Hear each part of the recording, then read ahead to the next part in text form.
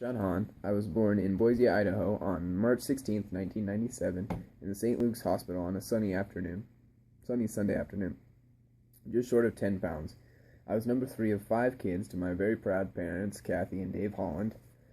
And then I spent my early childhood years, birth through 7 years old, in Hammett, Idaho. It's a little town, I think around 250 people between here and Glenns Ferry.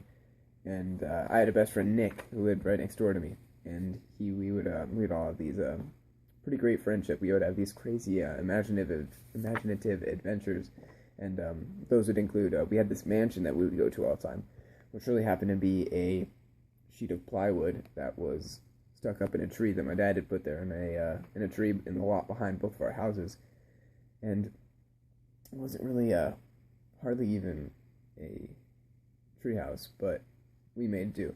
And we had this secret tunnel. It was really just a hole in between our hole in the chain link fence in between our two yards that we would go into each other's houses in, and it was pretty cool. And then we called it the Magic School Bus, but it was really just our first school bus. And it was magic because we always had the same spots. Nick and I would always sit right next to each other in the same seat, on the very front seat opposite of the bus driver.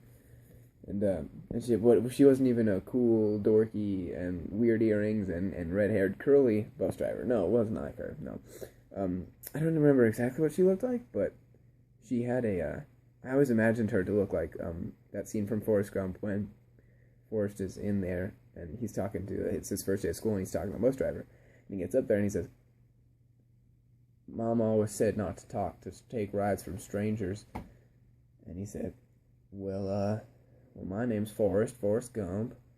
She said, "Well, nice to meet you, Forrest. I'm Dorothy Harris." He said, "Well, we ain't strangers no more." And I always feel like that she looked like that lady.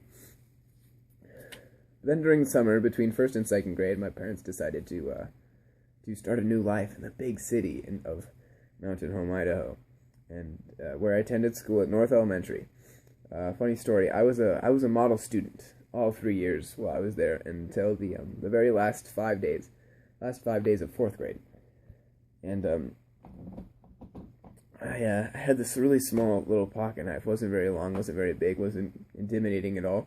And it was in my pocket in my sweatshirt. And for recess, we went outside, and it dropped out of my pocket.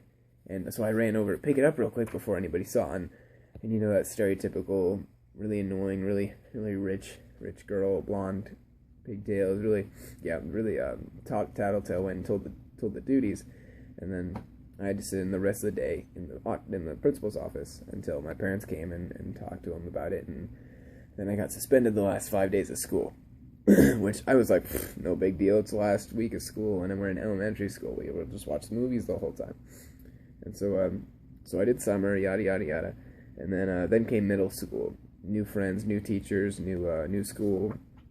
And then I see on my new schedule, halfway through the first day, I have gym. And so I thought, oh, cool. So I skip on to the main building. When then it hits me.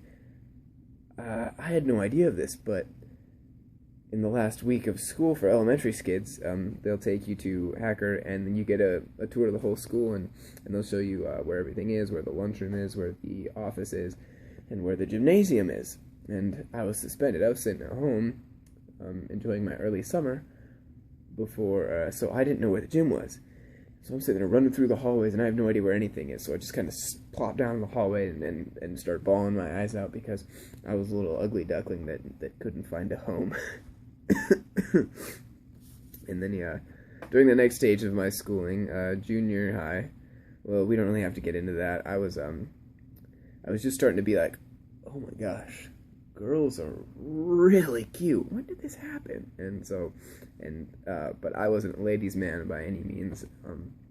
I would dress really weird, and it wasn't like a cool kind of weird. We didn't have Macklemore back then to tell kids that dressing weird and thrift shopping was cool back then. So we didn't have that, and so it wasn't cool back then. And that was kind of my awkward stage of life. Was a little bit of middle school, and then all of junior high.